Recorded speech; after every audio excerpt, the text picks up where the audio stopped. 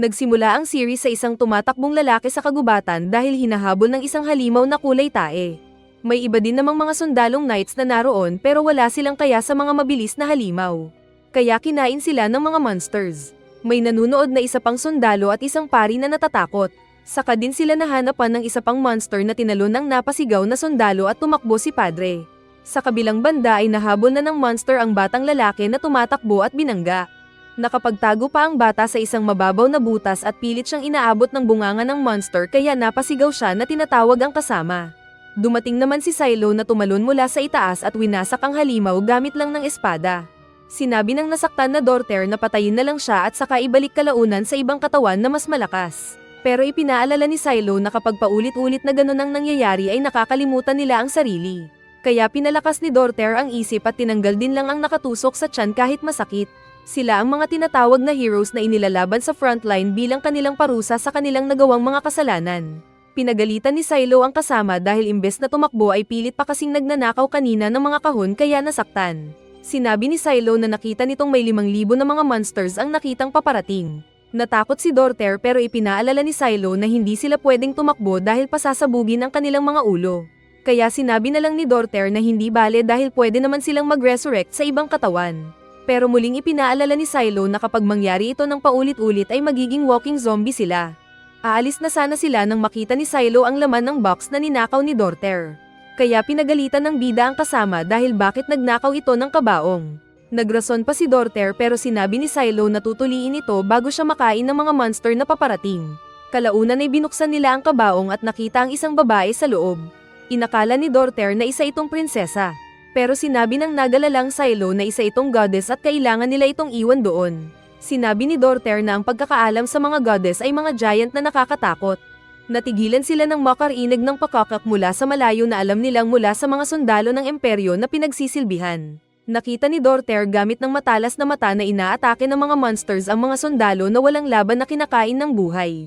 Tinaga ng isang sundalo ang isang monster na namatay. Samantalang patuloy lang ang iba sa pagkatigok dahil pinagkakatay lang sila ng mga mas malaking mga halimaw.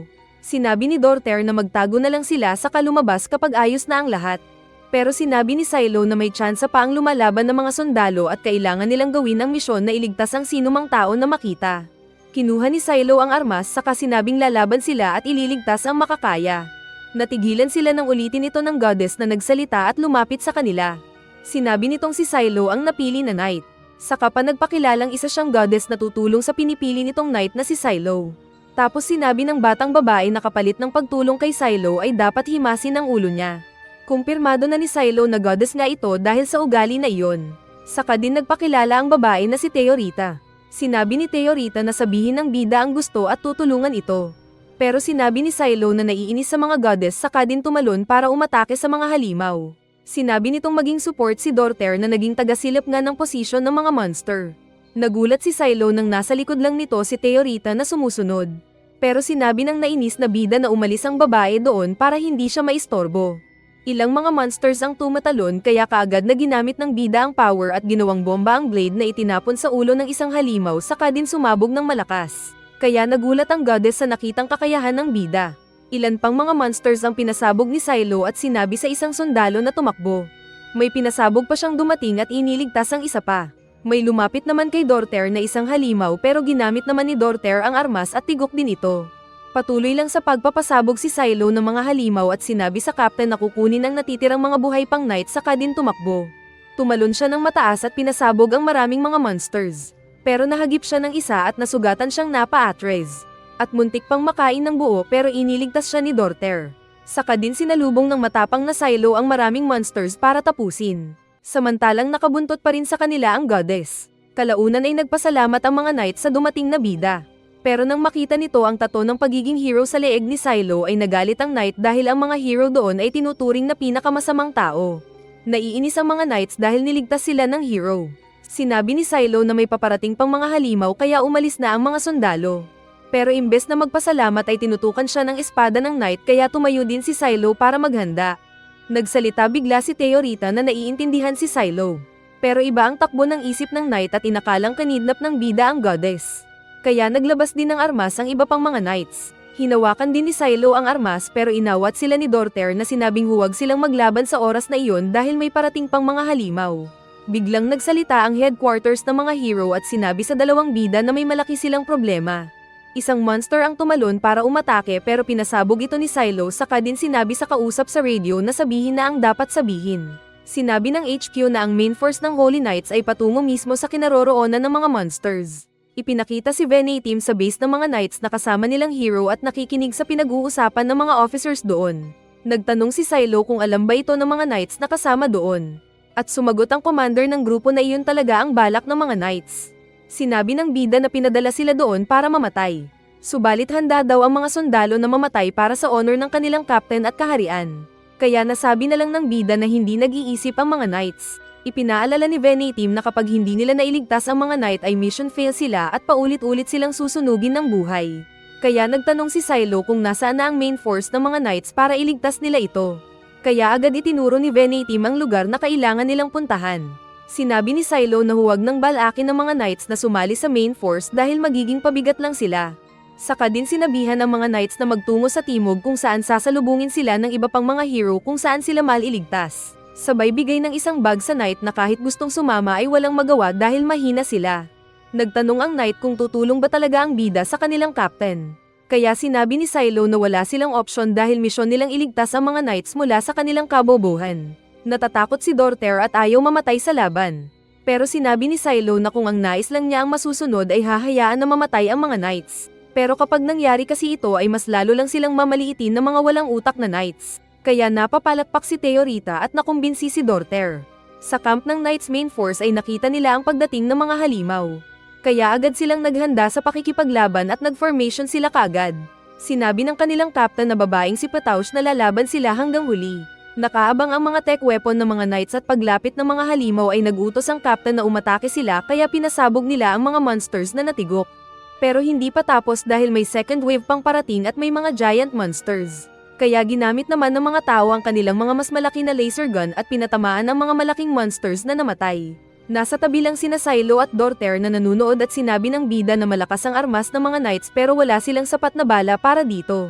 Bago lang sa kanila yung flag ng mga Knights na iyon kaya sinabi ni Dorter na hayaan lang nila ang mga ito. Pero pinagalitan siya ni Teorita na huwag daw maging bakla. Sinabi ng Knight na wala na silang bala kaya sinabi ni Pataush na gumamit sila ng kahit anong armas kaya sumusulong naman ang mga pikemen. Pero nakalapit na ang mga monsters at kinain ang mga nasa frontline na nagsisigaw. Saka din nagkasalubong ang mga pikemen at mga halimaw sa battlefield. Habang nanunood ang mga bida ay sinabi ni Silo na siguradong may grupo pa ng mga monsters na aatake sa likod. Pero pagtalikod ni Silo ay wala na si Dorter na umalis. Pero may iniwang sulat na magnanakaw daw sa mga Holy Knights ang may sakit na klepto. Dahil dito ay nainis si Silo na paparusahan daw ito kalaunan. Sinabi ni Teorita na siya lang ang naroon kaya magpatulong na ang lalaki sa kanya. Nakita ni Silo ang battlefield kaya agad na ginamit ang flight booster nito sa paa at tumalon-talon para pumunta sa battlefield. Agad siyang nagtapon ng mga sumasabog na blade at nakapatay ng mga monsters. May isang binalak siyang kagatin pero inislice niya ito ng blade. Saka din pinasabog ang iba pang naroon. May ipinalipad na mga itlog ang ilang long-range monster sa ere na pinatamaan ng mga Knights ng palaso. Pero marami sa mga ito ang nakalapit at natutunaw yung mga nadaganan ng mga tao. Tumalon si Silo at nagtapon ng kutsilyo sa isang long-range na monster kaya ito sumabog. Patuloy lang sa pagtatapon ng mga blade si Silo sa mga monsters. Kaya napansin siya ng babaeng captain dahil sa mga fireworks. At dahil sa mga pagpapasabog ni Silo ay naubos ang mga monsters sa wave na iyon. Nang wala na ang mga monsters ay nilapitan ni Pataush si Silo at nagtanong kung sino ito. Lumapit si Teorita at sinabing hindi siya dapat iniwan ng lalaki. Kaya nagulat si Pataush dahil bakit naroon ang goddess pinadala nila ito. Inakala ni Pataush kung inatake ni na Silo ang transport team nila pero sinabi ng bida na ligtas ang mga ito. Saka ipinaliwanag na wala siyang kasalanan sa pagkakalaya ng goddess at sinabing hindi ito nakipagkasundo kay Teorita at sinabi sa goddess na hindi siya ang knight niya. Sinabi ni Pataush na magpaliwanag si Silo kung bakit naroon. Pero sinabi ng bida na saka na lang dahil naroon na ang Demon Lord. Saka din ipinakita ang corruption na dulot ng Demon Lord na ginawang monster yung lumilipad na wild geese. Isa itong malaking monster na parang tower. Inutusan nito ang pag-atake ng mga monsters nitong malalaki. Kaya agad inactivate ng natakot na knight ang laser cannon nila kahit walang utos ang captain. Nataman nga ng malakas na laser cannon ang Demon Lord pero nakashield ito kaya hindi nasaktan. Sa halip ay ibinalik pa nito ang mga laser attack sa mga knights na nalagasan ng tao at mga gamit. Muling nag-send ng signal ang Demon Lord kaya umabante ang mga monsters nito. Sinabi ni Silo na umatras na muna sila para mag-regroup. Pero sinabi ng Map Ride na pataush na lalaban sila hanggang wakas. Sinabi ni Silo na misyon lang nilang suportahan ang pag-alis doon ng mga knights. Dahil dito ay napagtanto ni Pataush na isang hero ang bida at inutusan nito na lumaban para sa dangal ng mga knights. Sinabi ni Pataush na magpaliwanag ang hero kung bakit nasa kanya si Theorita. At ang goddess ang sumagot na guide daw niya si Silo. Nagulat si Pataush na ang sikat na kriminal na Silo ang kaharap pero naistorbo sila sa pag-atake ng monster at nag-focus sa laban. Saka din nila nakita ang tunay na itsura ng napakalaking Demon Lord na may malaking mata. At ang mata pa nito ay isang kanya na nagtapon ng mga halimaw patungo sa mga tao kaya sila nasaktan. Agad pang gumalaw yung mga itlog ng halimaw at mabilis nilang nilapitan yung mga tao na kanilang kinain ng buhay. Dahil sa kaguluhan ay madali lang nakalapit ang iba pang mga monsters at pinagkakain ang mga natitira pang mga knights. Sinira ng mga halimaw ang gamit ng mga tao.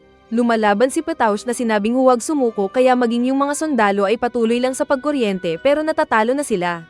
Isang halimaw ang aatake sana kay Pataush pero pinasabog ito ni Silo. Saka din sinaksak ang likod ng halimaw gamit ang dalawang blade. Subalit saka din lang pinasabog ang monster na natigok. Naagaw ang pansin nila ng mga sumigaw na sundalo dahil na-overpower na sila ng monsters at sinira ang kanilang laser cannon na sumabog. Kaya nasaktan din ang mga bida. Nakita ni Silo ang natambo na goddess na sinabing tumayo ang knight nito.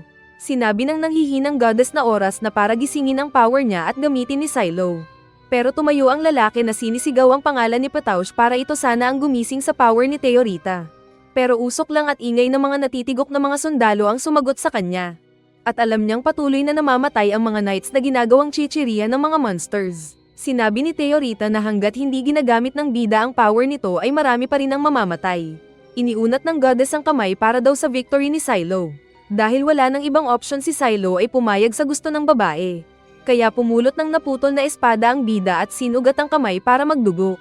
Nag-bloodpack sila ng goddess at saka din kaagad din ilaan ni Theorita ang dugo ng lalaki kaya napasa kanya ang favor ng goddess. Nawala din ang sugat ni Silo pagkatapos ng pack. Kasabay ng pagdating ng mga monsters ay nagtanong ang goddess ng kung anong gagawin nito. At sinabi ni Silo na patayin ang mga halimaw. Kaya inilabas ng goddess ang malaking power magic sa ere kung saan lumabas ang napakaraming mga espada na umulan sa mga monsters at ipinako ang mga ito sa lupa kaya namatay ang maraming mga monsters. Sinabi ni Theorita na hawakan ng lalaki ang ulo nito bilang pagpapasalamat. Pero sinabi ni Silo na pagkatapos nilang mapatay ang maraming mga monsters saka nagtapon ng espada na sumabog pero buhay pa ang monster. Sinabi ng bida na bigyan siya ng maraming mga espada ni Theorita kaya nagpatuloy ang pagbibigay ng goddess sa kanya kaya patuloy din ang pagpapasabog ni Silo ng mga tinatapon na mga blade. Dahil sa mga pagsabog ay nagising ang nawala kanina na Pataush na nakita ni Silo. Sinabi ng bida na umalis na ito kasama ng mga tauhan. Ayaw pa sana ng babae pero sinabi ng bida na wala din siyang kayang gawin sa laban. Sinabi ni Silo na gagawin ang lahat para mapatay nito ang Demon Lord. At kung nakaligtas man sila ay saka sasagutin ng lahat ng gustong tanungin ng Knights Captain. Binuhat ni Silo si Theorita at kaagad na tumalon para lapitan ng Demon Lord. Nagtapon siya ng espada sa isang monster na sumabog ang mukha. Sinabi ni Theorita na excited itong lumaban para kay Silo. Pero sinabi ng bida na kahit goddess ay nanghihina din at saka na ito umatake kapag sinabi na ni Silo. Muli silang tumalon para iwasan ang pag-atake ng mga dumating na monsters. Saka ulit nagtapon-tapon ng mga blade na sumasabog. Marami pang mga monsters ang pinatay ni Silo gamit ang matalim na mga espada at ng booster nito sa paa na pangpabilis niya. Tumalon pa ng mas mataas si Silo at hindi makapaghintay ang goddess na gamitin ang power sa Demon Lord. Pero pinaghintay pa rin ito ng lalaki habang tinatakbo ang isang galamay ng monster. Tinakbo ni Silo ang mahabang ilong ng monster saka din nagpatalon-talon para makaakyat. Saka din niya tinapunan ng espada ang katawan ng monster kaya ito sumabog at nahulog ang isa nitong legs. Kaya nagalit ang monster na muling naging kanya ng mata na nagpalabas ng mas maraming mga maliliit na monsters. At sa pagkakataon na ito ay pinayagan ni Silo si Theorita na gamitin ang power nito kaya pinagpapatay ng goddess ang mga maliliit na monsters.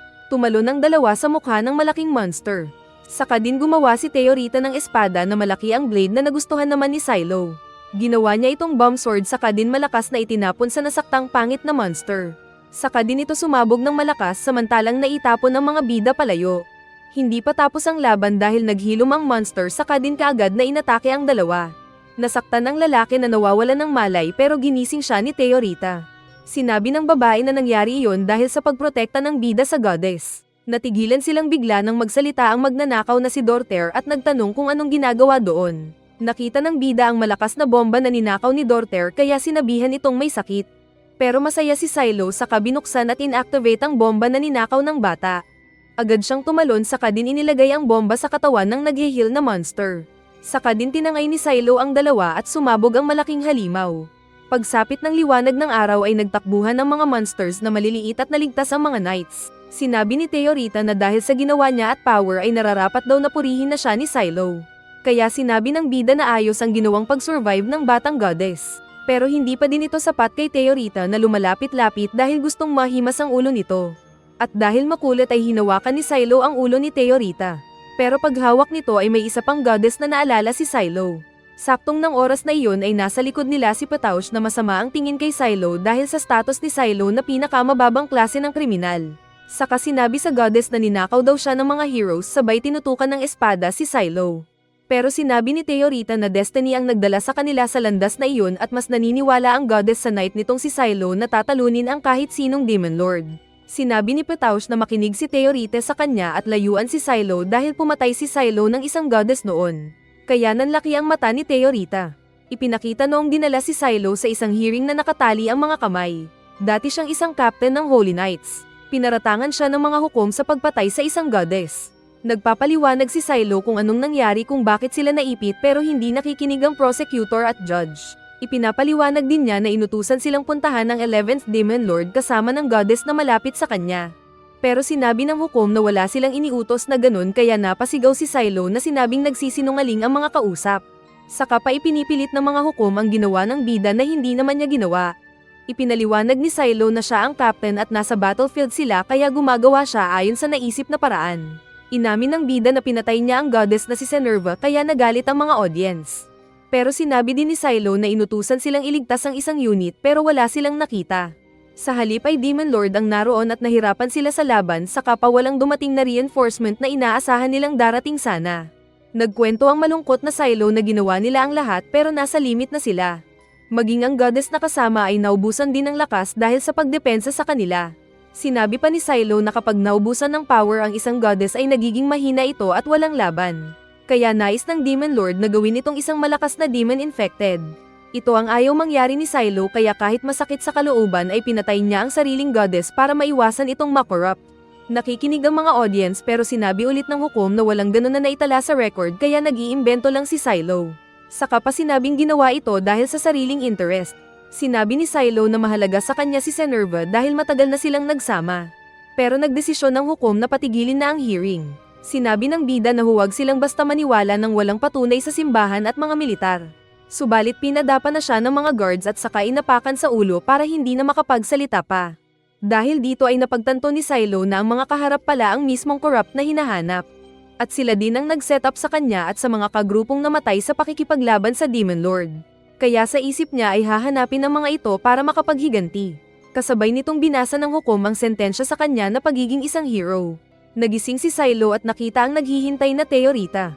Nagtanong ang bida kung bakit naroon pa rin si Theorita samantalang sinabi na ng mga knights ang krimen na ginawa niyang pagpatay ng isang goddess. Saka din pinaalis ang babae para maghanap na lang ng ibang magiging knight nito.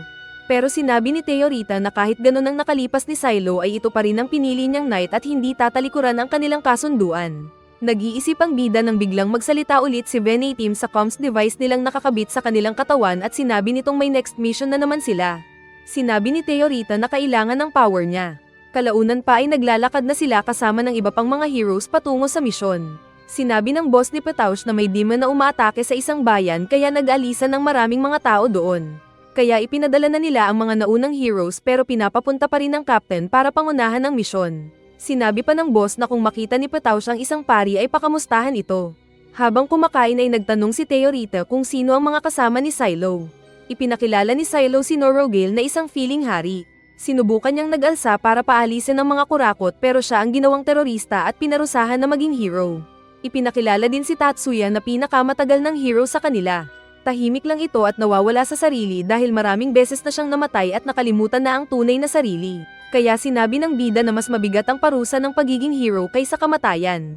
Pagkaabot nila ng bayan ay walang pakialam ang mga tao doon dahil mga hero sila.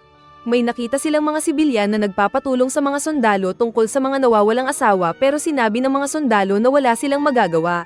Nagtanong si Silo sa isang babae kung nasaan ang tunnel na minahan. Pero sinabi ng babae na wala nang saysay ang pagdating ng mga ito doon saka din umalis na umiiyak. Kaya napabuntong hininga si Silo na aalis na sana ng isang bata ang magturo kung nasaan ang tunnel. Sinabi ng bata na tatay niya ang isang manero na nawawala sa tunnel at gustong makita. Kaya nanlaki ang mata ni Silo at tahimik lang na umalis. Habang naglalakad ay sinabi ni Venatim na ang mga bakal na nakukuha doon ay ginagamit sa paggawa ng sacred seals. Pero naapektuhan na ito ng mga monster demons.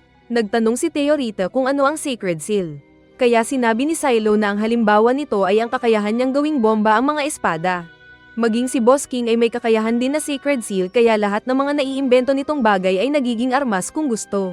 Ipinakita ni Norgale ang ginawang lampara na kayang magpalabas ng ilaw mula sa araw na kayang tularan ng init ng araw. Masaya si Theorita pero sinabi ni Silo na hindi ito sapat para manalo sila.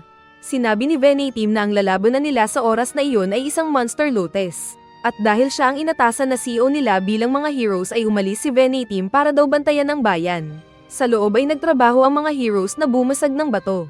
Gusto daw ni Theorita na tulungan ang bida pero sinabi ni Silo na ayaw nitong sayangin ang lakas ng goddess sa ganun lang. Dumating ang hukbo ni Petaush na sinabi kay Theorita na pwede naman itong sumama sa hukbo nila para mas ligtas. Pero sumagot ang goddess na mas gusto nitong samahan ang bida. Kukulitin pa sana ni Petaush ang goddess pero sinabi bigla ni Norgale na huwag itong makulit. Napatanong si Petaush kaya sinabi na lang ng bida na ito ang ugali ni Norgale. Sinabi ni Petaush na alam na nitong si Dorter ang nagnakaw kay Theorita noon at inutusan ng bida na huwag nang magsisinungaling. Pero sumagot ang bida na sinabing hindi ito posible saka napaisip na baka may balak ang mga knights para magamit si Theorita. Pero umalis ang babae na sinabing sa isip lang ito ni Silo. Pagbutas nila ng isang bahagi ng kuweba ay nakita nilang may mga halimaw sa loob. Kaagad itong inatake ni Tatsuya gamit ng palakol nito. Saka din nagtapon si Silo sa halimaw na balak tumakas. Saka din pinagtatapos ni Tatsuya ang iba pang mga halimaw na pinag-slice ng kanyang palakol. Kaya natigok ang mga halimaw. Sinabi ni Silo at Norgale na hindi na kinailangan ni Tatsuya ng backup pero nakitang pagod na ito. Agad silang nag-set up ng bakod na nilagyan ni Norgale ng kanyang sacred seal. Nagtanim-tanim sila ng mga bakal doon para gumawa ng sacred seal barrier. At dahil excited si Theorita na tumulong ay pinagbigyan ito ni Silo. May iniayos na defense mechanism si Norgale. Pumulot siya ng bato at tinapon kaya kaagad na lumabas ang defense mechanism ng inayos ni Norgale. Nagtanong si Silo kung paano makakalapit ang mga knights kaya inilabas ni Norgale ang isang susi para matigil ang machine. Pero mamamatay daw talaga ang mga knights. Kaya hinawakan ng dalawa si Norgale at inutusan na activate lang ang dapat nilang gamitin. Kaya napilitan si Norgale. Habang nagluluto si Silo ay kulang ang init kaya sinunog ni Norgale ang naluluto gamit ng mainit na liwanag nito. Saka din sila kumain habang pinag-uusapan ng budget nila mula sa military. Sinabi ni Theorita na gusto nitong purihin siya ni Silo dahil isa siyang goddess. Pero sumagot si Silo na kung gusto ng babae ng papuri ay sumali ito sa mga Holy Knights. Pero ayaw ng babae dahil si Silo ang gusto nito. Nakatanggap sila ng tawag mula kay Petaush na sinabing inaatake sila ng mga monster at kailangan ng mga heroes. Ipinakita nga sina Petaush na kaharap ang mga monsters na sinira ang kanilang depensa. Sinaksak ng captain ang unang monster. Saka din tinagpas ang iba pa. Pagdating ng mga heroes ay nakita ni Theorita na mga dating tao pala ang mga halimaw na kaharap nila ngayon. Kahit naiinis si Silo sa mga knights ay kailangan nila silang protektahan kaya nagtanong siya ng order ng captain. Sinabi ni Petaush na paligiran ng mga monsters kaya kaagad na nag-utos si Boss Hari. At umatake naman ng brutal na Tatsuya at pinaghahati ang mga monsters. Nagtanong si Theorita kung pwede pang maibalik sa dati ang mga monsters pero sinabi ni Silo na hindi na. At wala na silang magagawa kundi patayin na lang ang mga ito para matapos ang kanilang paghihirap. Saka din pinasabog ang maraming mga monsters. Kaya naging matapang din ang mga knights na umatake. Kalaunan ng matapos ang laban ay naduduwal ang mga knights dahil unang beses nilang makalaban ng tao na naging monsters. May nakita silang isang manero na sinasabing may naririnig na boses. Kaya nainis si Norgale dahil kawawa ang mga tao na hindi nakalabas at sinabi kay Petaush na iligtas nila ang mga sibilyan na natrap sa kuweba. Hindi sana papayag si Petaush pero nagtanong ito kay Silo kung ilan kaya sa mga knights niya ang mamamatay kapag iligtas nila ang mga sibilyan. Sumagot si Silo na marami ang mamamatay pero biglang sinaway ng isang kurakot na pari si Petaush na huwag hingin ang opinyon ng isang kriminal. Kaya nagalit si Norgale na gustong suntukin si Padre dahil sa walang pakialam sa mga sibilyan pero hinawakan siya ng mga knights. Sinaway din siya ni Silo na sinabing tumigil ito baka pasabugin yung leeg niya. Naaalala ni Silo ang bata na naghihintay sa tatay nito kaya nakonsensya siya. Sinabi niya kay Pataush na silang mga hero ang pupunta at magliligtas sa mga Monero na natrap. Masaya si Teorita dahil akala niya kung sasama siya sa laban. Pero pinaiwan siya ni Silo dahil masyado siyang mahalaga para matabunan sa kuweba kapag gumuho ito. Nagreklamo si Teorita na sinabing trinidor siya ni Silo. Pero ipinaliwanag ni Silo na galit siya sa nagutos sa kanila na pumunta sa kuweba na iyon. Samantala ay ipinakita naman ng mga miners na buhay pa at nilalabanan ang mga umaataking halimaw. Napasok na sila ng halimaw pero biglang nagsisabog ang mga ito dahil sa pagdating ng mga heroes. Inutusan ni Norgale si Tatsuya na umatake kaya hinati nito ang isang malaking uod. Naglabas ng malagkit na net ang iba pero pinaghahati niya lang ito. Saka din minurder ang mga monsters. Kaya amaze naman ang mga Monero na nanunood. Tinapunan din ni Silo ng granada na espada ang natitira pang kalaban na sumabog. Sinabi ni Norgale na good job daw para sa mga nakasurvive na mga Monero. Kalaunan ng ayos pansamantala ang sitwasyon nila ay ipinakilala ni Silo si Norgale na isang hari ng mga tao. Saka ipinakita ni Norgale ang kakayahan nitong Sacred Seal para bigyang lakas loob ang mga tao. Nagpasalamat ang boss ng mga Monero at sinabi ang nangyari sa kanila. Mas marami daw sila noon pero simula nang makarinig sila ng boses ay ilan sa kanila ang naging halimaw. Iyon daw ang umpisa kung bakit sila nabawasan. Nang makapagpahinga na sila ay sinabi ng mga heroes na kailangan nilang makipaglaban para makasurvive. Sinabi ng boss hari na lakasan nila ang loob. Pero bago pa sila makaalis ay ilang halimaw ang dumating na umatake at isang lalaki ang naihagis na iniligtas ni Silo. Sinabi ng mga hero na kailangan ng mga Monero na lumaban at protektahan ang mga sarili. Sabay pasabog sa ilang halimaw at sinabing kailangan na nilang manatili doon para dumpensa. Natatakot ang mga tao dahil alam nilang wala silang laban. Pero matapang si Norgale na pangunahan ng mga kasama na parang isang tunay na hari. Saka marami pa silang pinatay na mga monsters. Sinabi ni Silo na huwag silang mag-relax dahil anumang oras ay pwedeng umatake ulit ang mga monsters. Napapagod na daw ang mga tao kaya nagsalita si Norgale na parang hari. Sinabi nitong alam niyang natatakot ang mga tao pero manotivate silang magpatuloy. Kaya tumayo ang boss ng mga Monero na kahit alam nitong pinakamababang kriminal ang mga kaharap nila, ay mataas ang respeto sa kanila at handang lumaban kasama sila. Sinabi din ni Norgale na mahalaga ang buhay ng mga Monero at hindi hahayaan na mamatay na lang ang mga ito.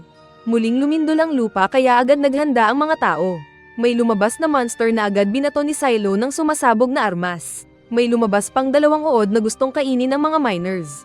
Pero lumaban ng isa gamit ng pala at pinagpapalo ang monster na nasaktan. Kaya nagkaroon din ng lakas ng loob ang iba pa at pinatay nila ang isang monster. Naitapon si Norgale pero matatag nitong sinabi na ipagpatuloy nila ang pakikipaglaban. Pinasabog ni Silo ang ilan pang monster pero isang monster ang inatake ang foreman na nasaktan. Kakainin na sana ito ng uod nang biglang may lumipad na maraming mga espada at pinagpapatay ang mga uod na naroon. Dumating pala si Teorita na nagyayabang ulit at nagpasensya dahil nahuli siya. Nagpasalamat si Norgale sa pagdating ni Teorita. Saka din inutusan ng mga tao na maghanda ulit ng depensa. Nagtanong si Silo kung bakit naroon si Teorita at sumagot ang babae na tumakas ito. Nais nitong himasin ni Silo ang ulo niya pero sumagot ang lalaki at sinabing hindi gagamitin ang power ni Teorita. Saka sinabing huwag gawin ng goddess na mithiin ang paghahabol sa mga tao para lang mapuri siya kapalit ng mga mahihirap na ipapagawa. Kaya mas napahanga si Teorita na mas gustong mapagsilbihan si Silo dahil sa magandang pag-uugali nito lalo na at iyon ang trabaho niya bilang goddess. Tinipon nila ang mga espada at ginamitan ni Norgale ng Sacred Seal nito at ginawa nilang bakod. Pagdating ng mga monsters ay sinabi ng mga heroes na manatili lang sila sa bakod para hindi sila mamatay. Agad na pinagbabato ni Silo ang mga monsters gamit ng sumasabog nitong espada. At ayos na sana dahil ligtas sila sa loob. Ngunit bigla nilang narinig ang ingay na sinasabi ng mga Monero at nasaktan ang kanilang mga tenga kaya sila nasaktan na napaluhod. Tanging si Tatsuya lang ang hindi nakakarinig na lumaban. Agad nilapitan ni Teorita si Silo at ginamitan ng magic para hindi masaktan ang tenga nito. Pero ma-pride pa rin ang bida na hindi daw gustong matulungan ng goddess. Pero sinabi ng babae na naroon na ang Demon Lord. Saka din lumabas ang isang puno na halimaw. Sinabi nitong nahanap ang mga tao saka ulit nagpalabas ng ingay. Kaya nasaktan ang mga tao na hindi mapigilan ang sarili na naglalakad palabas ng bakod. Pinigilan sila ni Silo pero marami ang mga ito. Lumabas ng bakod si Tatsuya para labanan ng mga monsters kaya sinabi ni Silo na kailangan nilang tulungan si Tatsuya at pinagawa ang goddess ng maraming espada. Kaya masaya naman si Teorita na naglabas ng maraming sandata. Nag-only tapon si Silo ng armas nitong sumasabog bilang support samantalang harapang lumalaban si Tatsuya bilang offense. Tapon lang ng tapon si Silo ng armas samantalang slice naman ng slice si Tatsuya na nagawang mahati ang katawan ng Demon Lord na nawasak. Pero nahuli si Tatsuya dahil decoy lang pala ang katawan na iyon at ipinakita ang tunay na kinaroroonan ng Demon Lord na isang halaman na may mata. Dumating ang mga late na knights para tulungan ng mga miners pero gumamit ng sound wave ang Demon Lord na ikinasaktan ng mga knights kasama ng captain. Tigok na sana sila kung hindi lang lumabas si Silo at iniligtas sila. Kaso ay ang loob naman ng bakod ang inatake ng kalaban at nahuli ang maraming mga tao. Iniligtas ni Norgale si Teorita at naiinis na ginamit ang nag-aapoy nitong lampara para sunugin ang halimaw na nagtago sa mga ginawang lupa kaya hindi napuruhan pero nasaktan na tumigil. Pero nahuli ang paa ni Norgale na naibitin kaya nabitiwan niya ang lampara. Agad namang hinila ni Tatsuya ang ugat ng Demon Lord at naging macho ang katawan saka hinuhugot ang Demon Plant. Agad itinapon ni Teorita ang magic lamp kay Silo para sunugin ang kalaban pero agad siyang ikinulong ng monster plant sa lumabas na mga ugat.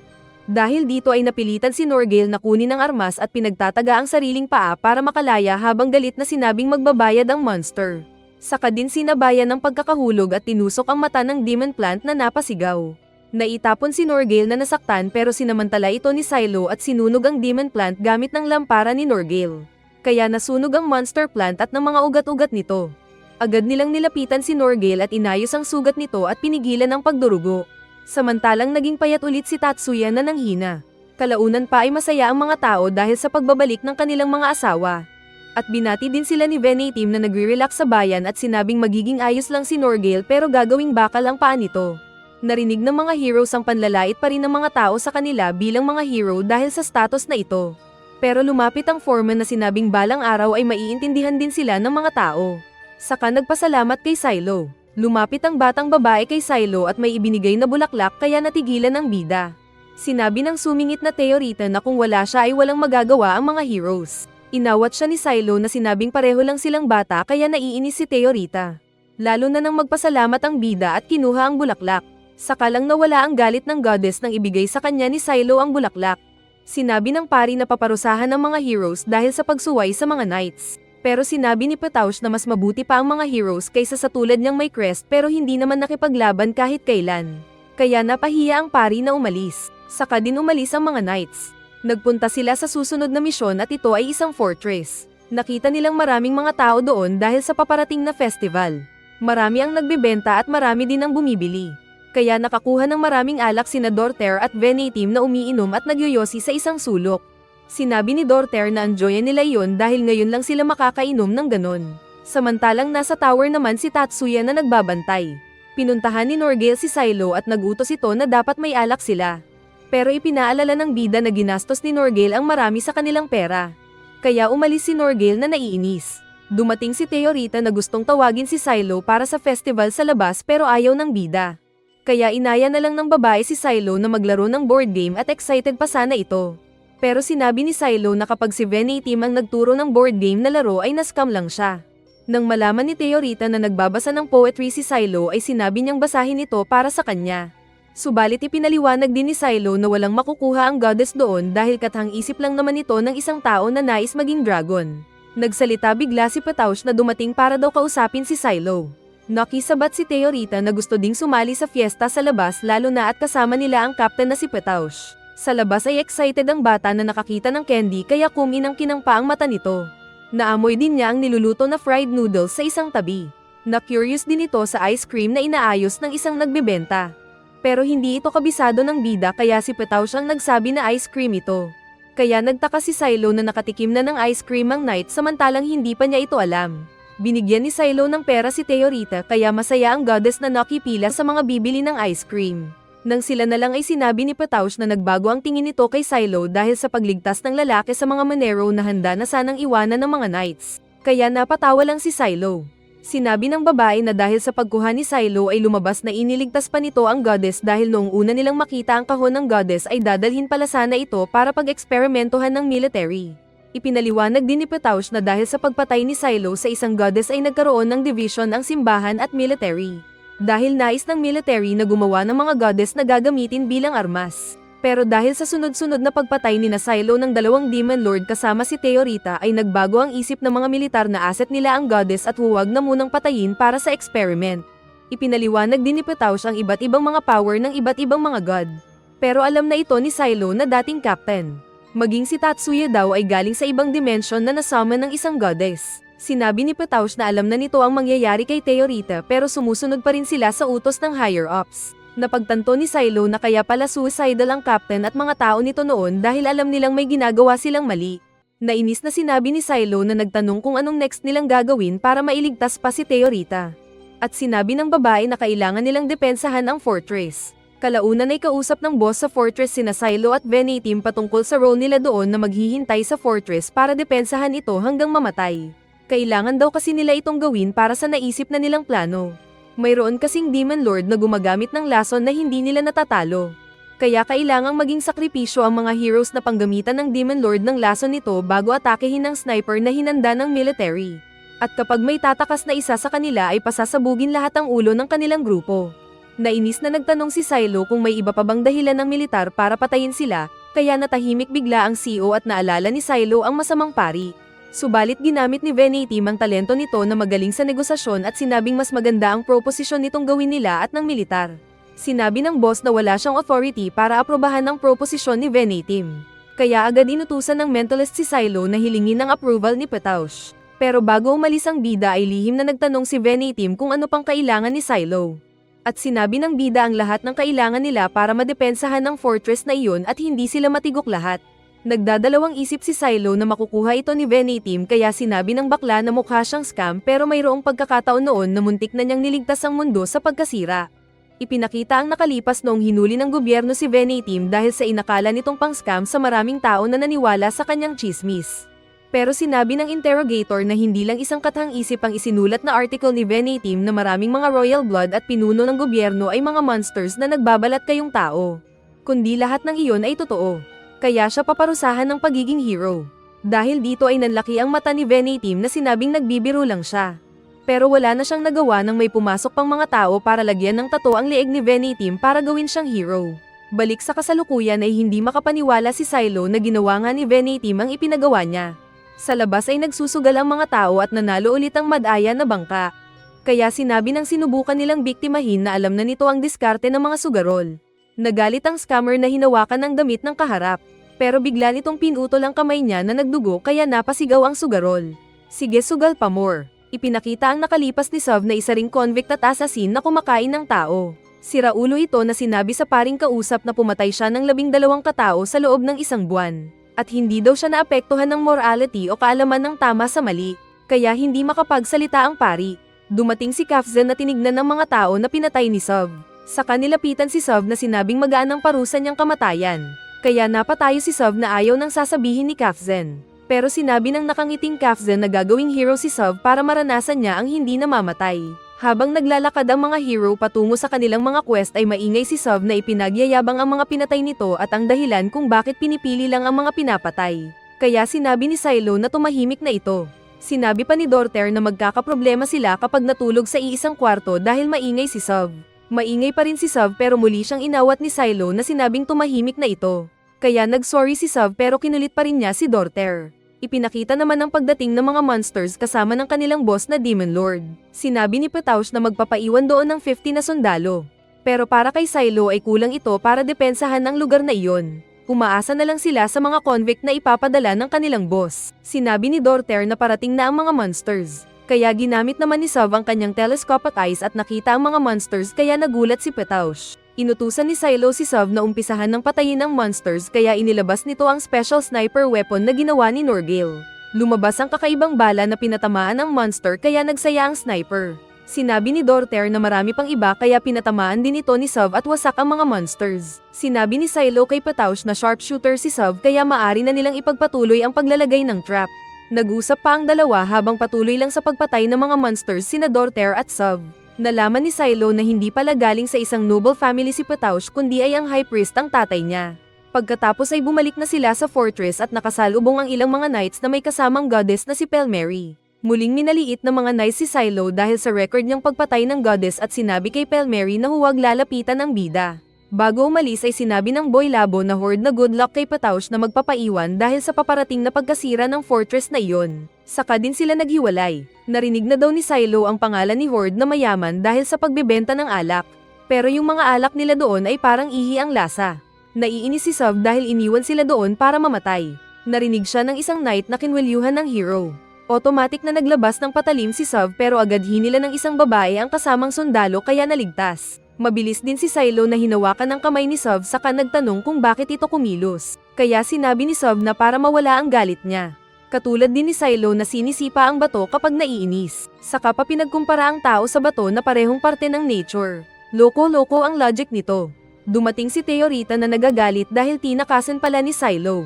Sinabi ni Pataush na naglakad lang sila ni Silo sa labas para sa misyon. Pero mas nagselos ang goddess na nagtanong kay Silo kung bakit sila lumabas nang sila lang. Inilabas ni Pataush ang kinuhang berries para ibigay kay Teorita para mapacify ito. Ngunit mas nainis ang goddess sa inggit dahil masaya pumitas ng berries kasama si Silo. Kaya napa-atras na lang si Pataush na nagrason. Nais pagalitan ni Teorita si Silo pero hindi ito nakikinig na mas kinabasag ng goddess. Sinabi ni Teorita na nakita ang isa pang goddess kanina na 7 beses na hinimas ang ulo at gusto din daw niya kahit kalahati lang sabay baba ng ulo para hawakan ni Silo. Pero hindi ito pinapansin ng bida na nakakonsentrate sa mapa kaya mas nagmaktol si Teorita. Natigil lang sila nang may dumating para kausapin si Silo. Nagulat siya nang makitang ito yung mga Monero na niligtas nila noon. Gusto ng mga ito na tumulong sa pagdepensa sa fortress pero ayaw ng bida dahil mamamatay lang sila. Sinabi ng mga miners na mahalaga ang fortress na iyon dahil kapag bumagsak ito ay malaking epekto sa kanila. Dumating si Norgale na parang hari pa rin at sinabing welcome ang mga miners. Makakatulong daw sila sa pag-replicate ng kanyang mga sacred seals sa mga bagay na gagamitin nilang pangdepensa. Saka pa nag-speech si Norgale na pinakinggan ng mga miners at nagmarcha sila papasok.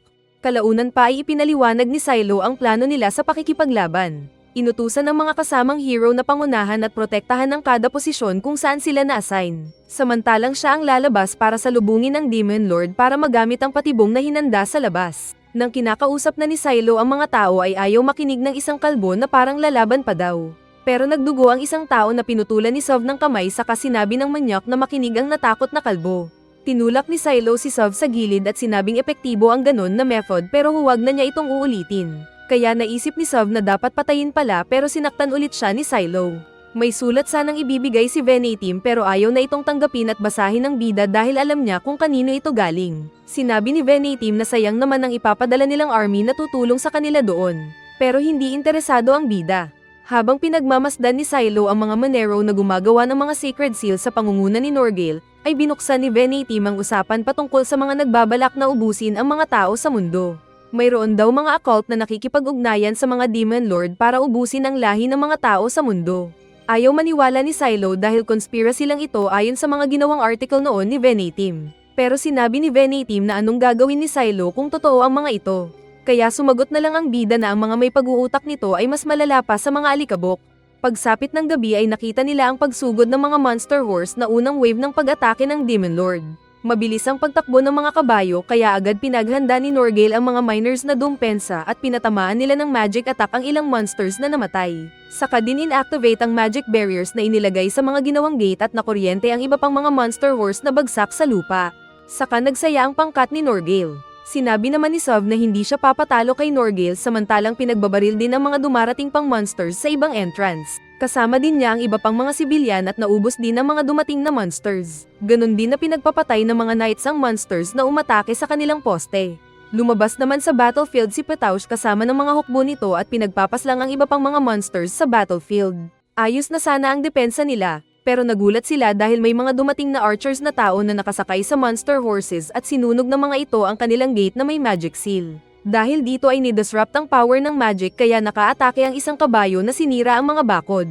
Nasira pa nito ang front gate na bakal at pumasok, at parang horror film na tinusok ang likod ng isang tao na sinubukang tumakbo pero naging lechon. Nagulat maging ang killer na si Sov dahil mga tao yung ibang dumating. Naiinis naman si Norgale sa pagkamatay ng mga kasama. Sinabi ni Silo kay Teorita na hindi infected ang mga tao na umatake sa kanila.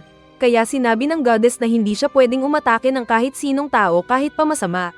Nagtanong si Silo kay Pataush kung kilala ang mga kalabang tao pero sumagot ang captain na hindi. Pero sinabi ng babae na mga private army mercenaries ang mga ito. Tumakbo ang mga kalaban na tao at patungo sila sa underground tunnel. Kaya natatakot si Venatim na sinabing kapag namatay siya ay mumultuhin si Silo dahil siya ang nagplano ng defensive formation nila. Pero sinabi ni Sov huwag itong matakot dahil kasama naman niya si Tatsuya na malakas na warrior. Sinabi niyang mas maganda kung umatras sina Norgale. Pero ayaw ng feeling hari na sinabing kapag umatras siya ay bababa ang moral ng mga tao nila. Sa kanito inutusan ng mga kasama na buksan ang kanan nilang nakatago. Sa kanyang hudyat ay nagload ang mga miners. Saka din pinasabog ang mga umaatake na mga monster at naging karne-karne ang mga ito. Pero marami pa ring nakasunod at hindi sila pwedeng mag-reload kaagad. Kaya inutusan ni Norgale si Silo na siya naman ang pumatay sa iba pa. Sinabi ni Silo kay Teorita na siya ang papatay sa mga tao, samantalang ang goddess ang papatay sa mga monsters. Pero bago sila umalis ay sinabi ng goddess na pareho lang sila ng babae na lumalaban para sa iba. Pero ang pinagkaiba lang nila ay mga kapwa-tao ang kinaiinisan ni Silo. Kaya hindi makapagsalita ang bida na naiinis sa mga kurakot. Ganun pa man dahil parating na ang Demon Lord na monster ay sinabing lalaban sila at dapat manalo doon. At pumayag ang buo ang loob na goddess. Saka din sila tumalon. Samantala ay narinig ni na Venatim ang paparating na mga kalaban ng mga tao. Natatakot si Venatim at ng mga kasamang mga knights. Pero matapang na naglakad si Tatsuya pasulong na umaatungal na parang leon. Sumigaw siya ng malakas at agad pinatay ang unang kalaban. Saka din parang monster na pinagsunod-sunod na pinagpapatay ang mga natatakot na mga kalaban na parang na horror movie victim. Natatakot ang mga knights na nakita ang pagkakatapon ng ulo ng isang kalaban. Pero sinabi ng isa na suportahan nila si Tatsuya. Kaya nagpaputok sila at nakapatay ng kalaban. Inakala ng nakaligtas na kalaban na umalis si Tatsuya, pero nasa tabi na pala niya at ginawa siyang tae. Napasok ka ulit ang mahinang knight at sinabing hindi tao si Tatsuya na mukha ng SCP-96. Sinimulan ni Teorita na gumawa ng espada. At agad naman itong itinapon ni Silo sa monster at malakas na sumabog. May 3 palaka na tumalon kaya pinasabog din agad ni Silo. May isa pang balak umatake sa likod na tinapunan pa rin nila ng kutsilyo at sumabog din. Binalak nilang tumalon palayo, pero may isang malaking uod na nakagat ang paa ng lalaki kaya napigilan sila sa pagtalon at natamba ang bida. Nais sana ni Teorita na magpaulan ng maraming espada para patayin ang mga monsters pero sinabi ni Silo na ipunin ng babae ang lakas para sa Demon Lord. Ang problema lang nila ay parating ang maraming monsters. May mga parating na kabayo na kinaistorbo ng mga monsters kasama ng Demon Lord. Kaya nagkaroon ng pagkakataon si Silo na mapatay ang monster na kumakagat sa kanya. Saka din sila kaagad na tumalon ni Silo palayo. Nakita nila ang bandera ng mga mandirigma na kilala ni Silo, kaya tinawagan agad ni Silo si Venatim na sinabing hindi ba't sinabi ng bida na huwag tawagin ang mga ito. Pero pangiti-ngiti naman si Venatim na sinabing nagsinungaling siya. Narinig ni Silo ang iyak ni Dorter dahil hinahabol ito ng mga mercenaries na ninakawan niya. Naisip kasi ng bata na mas mahirap magnakaw ng pangbayad sa mga mercenaries kaya sila ang ninakawan niya para pumunta doon. Kaya naistorbo ang nalito na Demon Lord. Nakita ito ng napangiting Silo at kaagad silang tumalon ni Teorita. Sa ere ay nagsummon ng goddess ng napakalaking espada at sinaksak nito ang nakaabang naman na Demon Lord kaya ito napahiyaw sa sakit. Pero temporary lang iyon dahil nais nilang magpahabol sa Demon Lord. Nagpunta sila sa kinaroroonan ng trap na hinanda ni na Silo at inactivate ito na nag-ilaw-ilaw. Sinundan talaga sila ni Iblis at umatake na gustong mahuli si Silo. Ngunit nakailag ang 2 bida at na-trap ang Demon Lord sa nakaabang na trap kaya hindi makalabas si Iblis. Sinamantala ito ni Teorita na pinagawa ni Silo ng maraming malalaking espada at pinagtutuhog nito ang hindi nakailag na Demon Lord. Sinubukan naman ng Demon Lord na lumaban pero ginamit ni Teorita ang lakas nito at nilakasan ng pagtusok sa katawan ng Demon Lord na nanghina. Kaso ay napagod ang goddess. Sinabi ni Silo na magpahinga muna ang babae sa kasinilip ang inakalang nanghina na monster. Ngunit isa pang mata ng monster ang nagbukas na nagpalabas ng maraming mga tusok. Matatamaan sana si Teorita pero tinulak siya ni Silo at ang hero ang nataman ng tusok. Saka din muling tumangkad si Iblis na parang naging buhay na puno. Sa stronghold ay natatalo na ang mga tao at maging ang depensang gawa ni Norgale ay nasira na rin. Saka nagtakbuhan ng mga kasama ni Sov na bumabaril ng mga monster at si Sov lang ang naiwan. Patuloy naman sa paghabol ang mga mercenaries kay Dorter. Nasaktan ng labis si Silo na nilapitan ni Teorita. At alam din niyang nanghihina na din si Teorita na naubos ang battery. Inamin ni Silo sa goddess na galit siya sa mga tao at nais lang sumali sa mga misyon na may kabuluhan para maging mahalaga ang gawain niya. Naghanda siya para labanan pa rin ang Demon Lord. Saka sinabi naman ni Teorita na handang samahan si Silo dahil alam nitong kailangan ng power niya. Sinabi ng goddess na protektahan lang daw siya ng lalaki para hindi mamatay. At naintindihan naman ito ng bida na kailangan ng lakas ng kasamang goddess. Saka sinabing mananalo sila. Lumabas ang isa pang monster form ni Iblis na mas maliit at iniwan ang skin na parang mahabang isaw. Kaya nagusal naman si Theorita ng magic power nito sabay labas ng energy ball. At gumawa ang goddess ng isang spirit sword na hinawakan ni Silo. Umatake ang halimaw gamit ng mga galamay at pinutol naman ito ng bida gamit ng espada. Pero dahil sabay-sabay ang pagtusok ni Iblis ay nasaktan ng bida na nabutasan ng katawan na nagdugo sabay spit ng red. Tinanggal naman niya ang tusok ni Iblis at swerte lang niya dahil dumating si Dorter na binaril ang dagdag pag-atake ng kalaban. Saka sinabi kay Silo na umalis na sila. Nakita rin sila ni Sav na nagtaka daw kung ba't sila tumahimik. Saka ito nagpakawala ng malakas na energy ball patungo sa Demon Lord na nadaplisan. Sinabayan ito ni Theorita at Silo ng pagbuo ng matibay na espada. Umatake si Iblis na kinagat ang kaliwang kamay ni Silo. Pero ginamit ni Silo ang right hand at sinaksak ang mata ng Demon Lord. Sinabi ng confident na goddess na walang matigas na Demon Lord sa mainit na Holy Sword.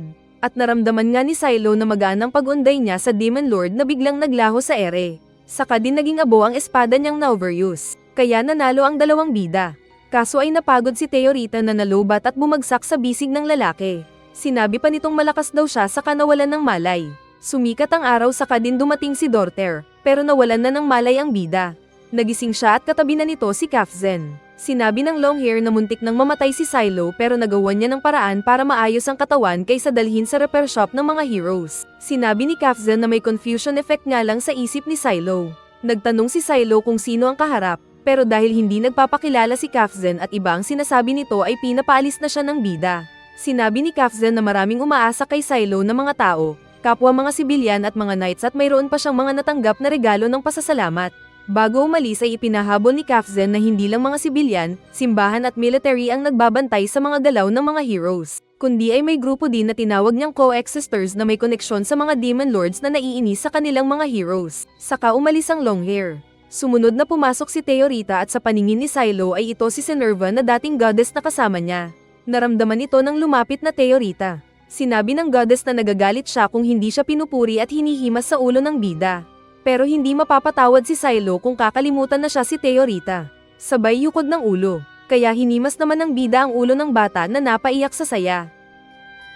Dahil sa tagumpay sa nakaraang misyon ay pinagbigyan ni Silo na hawakan ang ulo ni Theorita kaya masaya ang babae. Dumating si Petaush Kivia at sinabi ang balita na nasa ilalim na siya ng kapangyarihan ni Kivia bilang captain. May deploy ang mga heroes sa bayan na iyon dahil sa kanilang intel na naroon ang kalaban. Kailangan protektahan ni Silo ang goddess na si Theorita dahil mayroong mga kulto na nasa bayan na nais mapatay ang goddess. Habang nagbabasa ng libro ay pumasok si Jace na isa pang hero. Sinabi nitong narinig ang mga ginawa ng bida na pagpatay sa isang demon blight. Binati niya ang bida sa nagawa. Pero sinabi nitong mas magaling pa rin siya dahil dalawang demon lord ang napatay niya. Kaya nagpunta ito doon para maningil ng pastahan nilang dalawa. Nagagalit si Theorita na parang masungit na pusa, pero sinabi ni Silo na mag-chill lang ito.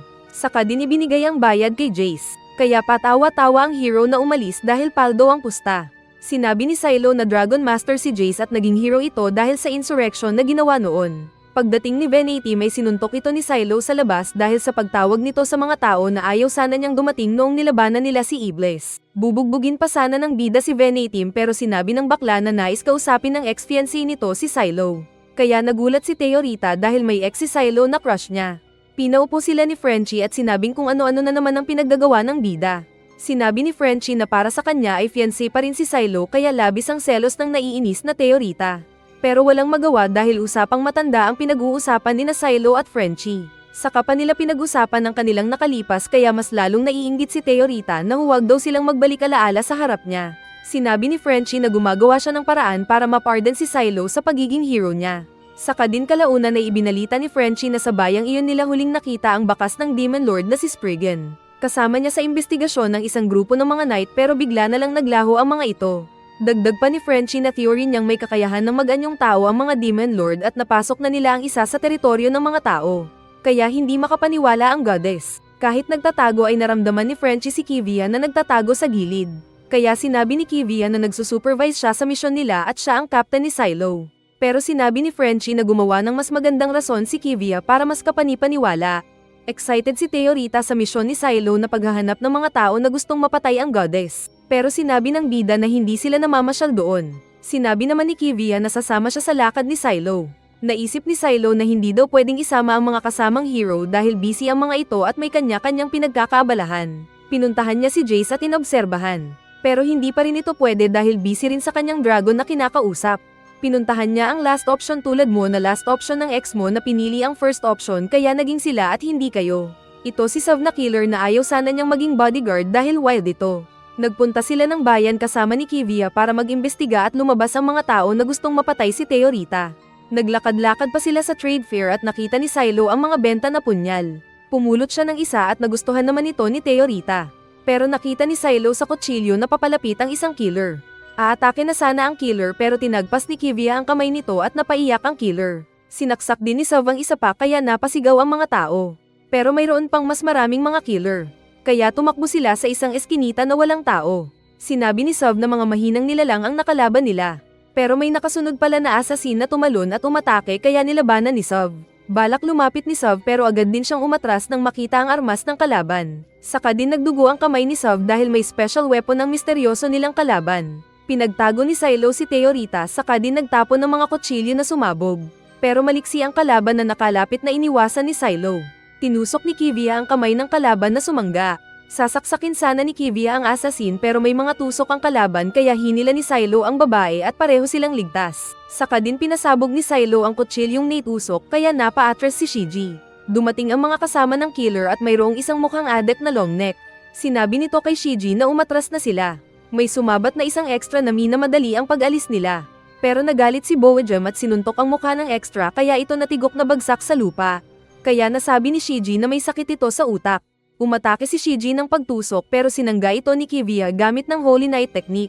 Umatake naman si Boajam na pinatamaan ni Silo ng kutsilyo at sa ere sumabog ang armas. Nakalapit si Boajam na mahaba ang kamay at gamit ang matulis na kuko ay ginawang panangga ang lupa sa pag-atake ni Silo ng sumasabog na blade. Pinuri ni Boajam ang galing ni Silo sa pagtapon ng armas at sinabing siya daw ang pinakamagaling na nakitang circus performer. At umamin naman ang bida na dati talaga siyang kasali sa circus. May sasabihin sana si Teorita na kakaibang pakiramdam sa kalaban nilang si Boajam nang dumating ang reinforcement nilang hero. Sinunog ng dragon ni Jace ang mga tao na naroon kaya sila napasigaw at namatay. Saka din nagpasalamat sina Sav at Silo sa dragon dahil sa assist nitong Dragonfire. Nagulat sila nang magsalita si Boajam na sinabing mas mahirap makasurvive sa Dragonfire. Pero dahil nauubusan siya ng moisture sa katawan ay umalis na. Maging si Jace ay nagtaka dahil Dragonfire na ang nagamit na pag-atake doon. Nagtanong si Silo kung anong naramdaman ni Teorita kanina. At sinabi ng goddess na posible na ang nakalaban nilang lalaki ay si Spriggan na Demon Lord. Nagmeeting ang mga Holy Knights at nalaman nilang halos kalahati sa kanilang mga Holy Knights ang namatay maging ang mga nakatago na sniper. Sinabi ni Silo na wala silang mapagkakatiwalaan na kahit isa maging silang lahat na naroon sa kwartong iyon. Kaya nagtanong si Kivia sa kung anong masasabi ng uncle niyang si Marlon Kivia na pinaka-leader nila. Sinabi nitong huwag sisihin ni Kivia ang sarili dahil ganun talaga ang buhay. Kaya laban ka lang Lods kahit na mahirap ang buhay kung minsan. Kahit bawal sana dahil mataas ang rangko ni Marlon ay nagsalita si Silo na sinabing may sasabihing mahalaga. Pinigilan siya ni Kivia pero dahil may confidence ang bida ay nagka-interest si Marlon at nagtanong kung anong strategy ni Silo. At sinabi ng bida na dapat nilang imbestigahan ang Adventurers Guild na middleman doon. Kaya ito nga ang ginawa ng mga Holy Knight at nakilala nila si Lydia. Ito daw ang isang malawak ang kapit sa bayan na iyon. Nag-report sina Shiji at Boajam na hindi sila nagtagumpay sa pagpatay sa goddess dahil may dragon na kasama ang mga ito. Saka din sinabi ni Shiji na baguhan lang si Boajam na isa pa sa kailangang matuto. Sinabi ni Lydia na nakita lang si Boajam na sinubukang pagtulungan ng 10 adventurers pero madali lang niyang pinatay ang mga ito. Humingi ng mas mataas na bayad si Shiji, kaya tinignan siya ni Lydia ng masama kaya nainis ito na binalak mang batok. Pero lalaban naman daw si Eerie na kapatid ni Lydia. Pero inawat na sila ng guildmaster at ibinigay ang dagdag bayad na hinihingi ni Shiji. Sinabi ni Boajam na gusto din ng pera para may pangbili ng libro na gustong basahin. Habang kumakain ay sinabi ni Dorter na kilala ring Dota na barbarian ang bida, dahil gustong-gusto na pinapasabog ang kalaban nito. At ayaw sanang sumama sa misyon ni Silo. Pero sinabi ni Silo na kailangan ng galing ni Dota sa pagnanakaw at pangkidnap sa misyon na susunod. At huwag daw itong mag-alala dahil kasama nila ang goddess na Teorita at Kivia. Sinabi ni Jace na pwede niyang palitan si Dota pero mas kailangan ni Silo ang skill set ni Dota doon. Kalaunan ay nagdamit si Kivia ng babae. At naiinis ito sa kakaibang pagtingin sa kanya ng mga kaharap. Kaya sinabi ng simple pero babae rong Silo na bagay daw kay Kivia ang damit. Kaya naman na-conscious ang babae. Nag-iisip sila ng pwedeng maging senaryo sa lakad. Kaya sinabi ni Dota na magpanggap si Kivia na noble woman at secret lover nito si Silo at mag-hire sila ng killer na papatayin ng asawa ni Kivia. Ipinakita ang paghahatol ng corrupt na hatulan kay Dota. Nahuli si Dota dahil sa accusation na pagkidnap sa prince. Sinabi ni Dota ang paghingi ng tulong ng crown prince na itakas siya doon. Sinabi ng prince sa kanya na nag-iba ang ugali ng hari at ng iba pa niyang kapamilya at natatakot siya. Kaya binalak ni Dota na itakas ang prince pero nahuli siya at naparatangan na kidnapper. Ipinaliwanag niya ito sa hukuman at kailangan nilang tulungan ng prinsipe. Pero hindi nakikinig ang mga naroon at kinuryente pa si Dota. Saka din siya hinuli ng mga bantay at sinabing gagawin na hero ang bata bilang parusa. Nag-scout si Dota sa paligid. Samantalang naglakad naman sina Silo at Kivia patungo sa guild office. Sa daan ay sinabi ng babae na ayaw ang corruption ng pamilya na konektado sa simbahan kaya siya nagsundalo. Nagtanong si Kivia kung ano naman ang kwento ni Silo at ng fiancé nito. Subalit dumating na si Dota galing sa pag-scout kaya nainis ang babae. Balak nilang habang iniistorbo ni Silo at Kivia ang iba ay kidnap-in ni Dota si Lydia. Pero hindi nila alam na natunugan na sila ng grupo ni Lydia na sinabing hulihin o patayin ang mga bida. Sa guild ay kunwari sinabi ni Kivia na malas niya sa naging asawang nobleman kaya nais nilang maipapatay ito. Ngunit hindi daw basta-basta tumatanggap ng misyon ng guild mula sa mga hindi nila kilala. Nag-uusap ang mga clerk kaya alam na ng dalawa na hindi umubra ang pang-scam sana nila. At sisimulan na sana nilang manggulo sa lugar na iyon, nang dumating ang dalawang lalaki kasama si Frenchie na kilala din ng mga clerk. Sa isang kwarto ay kinausap niya ang dalawa at sinabing muntik na silang mahuli, pero ipinaliwanag ng bida na muntik na nilang sirain ang lugar. Nagpakilala si Kivia na captain ng isang Holy Knight Battalion. Sinabi ni Frenchie na huwag na nitong idagdag ang fiancé niya sa mga kaguluhan. At dahil magiging asawa niya si Silo kalaunan ay para na silang iisa. Pero sinabi naman ni Kivia na si Frenchie ang outsider sa misyon nilang iyon. Saka pareho silang tumayo. Nasabi na lang ng bida na alam na nitong magkakainitan ang dalawa na pareho ang personality. Hindi nila alam na dumating ang mga inutusan ni Lydia sa labas ng kwarto para patayin sila at naghanda ng gatlang gun na laser ang bala. Kumatok kasi ang babae kaya nakapaghanda ang mga bida na narinig ang laser. Nagpaputok ng gatlang gun na laser ang lalaki na nakangiti pa. Pero naging natatay ang mukha nang makitang naputol ang kamay niya saka bumagsak. Sinaktan naman ni Frenchie ang isang bata na itinapon sa isang tabi. Binalak siyang saksakin ng isa pa pero sinuntok naman ito ni Silo. Saka din lang sinaktan ng mga bodyguard ni Frenchie ang isa pang babae.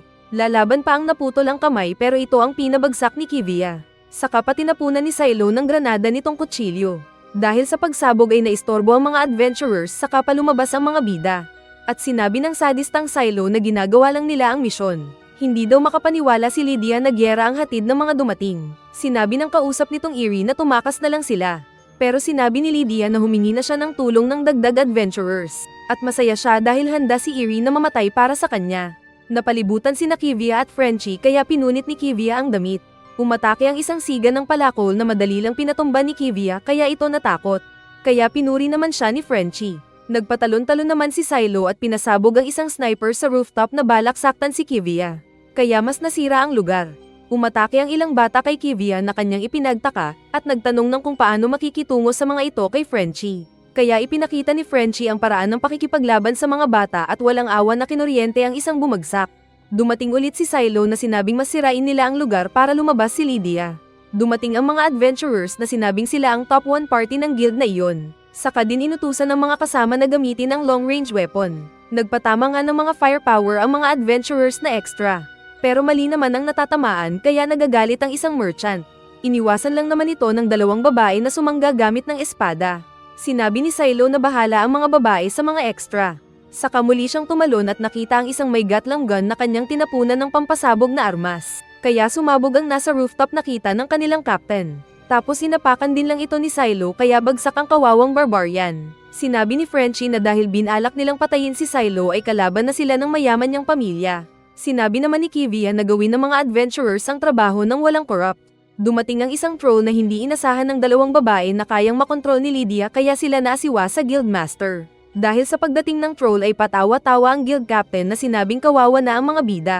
Aatake sana si Silo nang maramdaman nito ang pagdating ng mga kasama. Naroon sa tuktok ng gusali ang iba pang mga heroes kasama si Teorita na sinabing hindi daw siya late sa pagdating para iligtas si Silo. Sinabi ni Silo na sumuko na ang mga kalaban dahil kung hindi ay tapos na sila. Nagpakilala si Norgale na kanilang hari. Pero dahil hindi pinapakinggan ng mga tao ay nasabi niyang wala na siyang magagawa.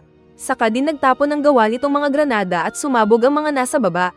Sinalag ni Tatsuya ang mga palaso ng adventurers. Saka din lang bumaba at pinagpupugot ang ulo ng mga ito na parang baliw.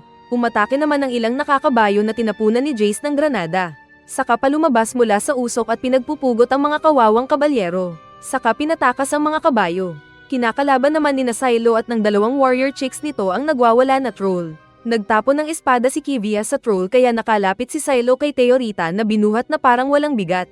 Saka din lang tinapunan ni Silo ng granada na kutsilyo ang troll na nasaktan. Tumakbo palayo si Kivia at ng isang knight. Saka din mula sa area ay nagsummon ng maraming mga espada si Teorita na ipinatama sa nasaktan na troll. Gumawa din si Teorita ng malaking espada na agad itinapon ni Silo sa monster na pinasabog kaya ito natigok. Dahil sa tulong ni Teorita at paghiling nito ng papuri kay Silo ay hinimas na ng bida ang ulo ng goddess na masaya. Dahil naging karne ang troll ay walang nagawa ang mga adventurers kundi ang sumuko sa mga heroes na hindi nila kilala. Nakita ni Lydia ang pagbagsak ng city na kanyang inalagaan. Saka dahil sa maraming mga tao ay nahiwalay si Eerie kay Lydia na tinutulak ng mga tao. Sinamantala naman ito ni Dota at tinutukan ng armas si Lydia at sinabi pang hindi sana ito gagawin pero inutusan kasi siya ng isang masamang tao. Sa di kalayuan naman ay kitang-kita ni Shiji at ng mga kasama ang pagkasunog ng city. Kaya nasabi ng bagong dumating na Iron Whale na hindi siya nagtatrabaho ng walang bayad.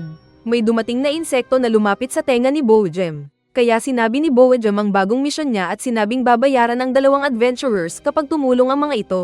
May dumating na mga monsters at umungol ang isa kina Shiji at Iron Whale. Kaya biglang pinatay ito ni Bojem na sinabing magbigay ito ng galang. Sinabi ni Iron Whale na walang problema sa kanya basta bayaran siya sa gagawin na misyon. Ipinaliwanag ni Bojem na hindi siya ang boss nila. Saka sinabing ang misyon ay alisin ang lahat ng ebidensya na nakipag-ugnayan ang mga halimaw kay Lydia. Nagtanong si Bojem kay Shiji kung sasama ito sa kanila. Ayaw daw niyang patayin ang babae. Kaya pumayag naman ang babae na kumampi sa mga kalaban. Ginawang utusan ni Norgale ang mga adventurers na pagsilbihan sila. Sa second floor ay kinakausap ng mga bida si Lydia na sinabing wala daw siyang alam sa kung sino ang kanyang mga client. Pero sinabi ni Silo na kadalasan ay isinusuko na nila kaagad sa mga Holy Knights ang mga nanguhuli. Pero kung sasabihin ni Lydia ang nais nilang malaman ay magkakasundo sila. Sinabi ni Lydia na kakanta siya kapag siniguro ng mga kausap ang kaligtasan ng kanyang tinuring na kapamilya ng mga batang hitman. Sinabi ni Kivia na hindi sila nakikipag-usap sa mga kriminal tulad ni Lydia. Ngunit sinabi ni Silo na pwede naman nilang isa-isahin na patayin ang mga bata sa harapan ni Lydia. Pero hindi ito makatao. Kaya sinabi ni Silo na hayaan lang siyang kausapin si Lydia. Sinabi ni Lydia na ang request sa kanila ay patayin ang goddess. At ang kanilang employer ay isang co-exister. Sinabihan daw siyang sumunod sa kanilang nais kung ayaw nilang patayin sila ng mga ito. At mayroong nakasubaybay sa mga galaw niya kaya napilitan siyang gawin ito alang-alang sa tinuring na niyang pamilya ng mga killers. Sinabi pa ni Lydia na alam na malakas ang mga monsters at marami na silang pinatay na tao at sinira ng mga bayan. Kaya mas pinili niyang sumali na maging co-existers para sa kaligtasan ng kanyang pamilya. Nagalit si Silo na nagtanong ng dagdag impormasyon. Kaya sinabi ni Lydia ang pangalan ng leader ng co-existers na agad kinontra ni Kivia dahil isa daw itong saint. Pero nanlaki ang mata niya nang may mapagtanto. Ngunit biglang may pagsabog kaya naistorbo ang lahat. Sinamantala naman ito ni Lydia na sirain ang posas. Si Iron Whale pala ang dahilan ng pagsabog gamit ng hawak nitong kanyan. Kaya agad na naglabasan ang mga tao mula sa gusali dahil babagsak na ito. Agad dinala ni Silo si Teorita. Tumakas naman si Lydia gamit ng secret na lagusan at walang nagawa si Kivia kundi lumabas na rin. Saka pa mas sumabog ang lugar dahil sa muling pagkanya ni Iron Whale. Sinabi ni Norgale na kung may artillery ang kalaban ay kailangan din nila ang isa pang kasama na nakakulong. Marami pa daw tanong si Kivia para kay Lydia. Ipinakita naman si Lydia na nakita si Eerie sa tunnel na naghahanap sa kanya.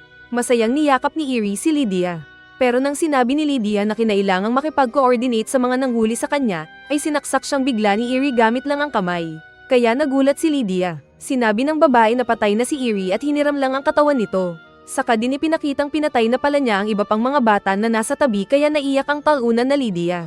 Nagpaalam na si Eerie kay Lydia saka din winasak ang katawan nito na parang gawa sa cotton candy. Naroon din sina Bojem at ng dalawang tauhan nito. Inutusan ng babae na patayin nila lahat ang mga tao sa bayan lalong-lalo na si Teorita. Nag-request si Bojem na aayusin muna ang bangkay ni Lydia na nirerespeto niya. Ngunit sinabi ng boss na hindi na ito importante at sundin ang utos niya. Nagtanong si Shiji kung anong pangalan ng boss. At nagpakilala ang Demon Lord na siya si Spriggan. Pinuntahan ni Venatim ang isang military officer para ipakita ang naproseso na nitong request form ng pagpapalaya sa isa pang hero. At dahil magaling mang-convince si Venetim ay titignan daw ito ng sundalo. Habang kumakain ay sinabi ni Teorita na gusto sana nitong mamasyal muna. Sinabi ni Norgale na magandang puntahan ay ang mga museum. Pero sinabi naman ni Jace na mas magandang puntahan ang dagat habang sakay ng dragon. At nang maghunting sa gubat. Pero sinabi ni Silo na target ng mga kalaban si Teorita at wala silang authority na basta nalang lumabas. Dumating si Kivia na sinabing pinapahintulutan ang request ng goddess. Uutusan daw niya ang mga sundalo na samahan sila pero hindi ito makakasama dahil may nilalakad na mahalaga. Sikat ang goddess sa mga bata at mga tao. May nagbigay ng pagkain kay Teorita pero sinabi ni Silo na titignan muna ito kung safe para sa babae.